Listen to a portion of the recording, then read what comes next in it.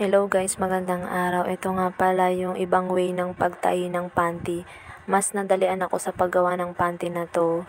At ang ginamit kong tela dito yung mga luma naming damit kasi medyo marami na. Sayang naman yung mga damit na yun, hindi naman nagagamit lahat. So ito gagawin ko na lang ng panty nila. So marami pa akong tataying panty nila para hindi na ako bibili. At medyo pricey na mga bilihin ngayon. Kaya gagawa na lang ako at na mapakinabangan naman yung mga damit na luma.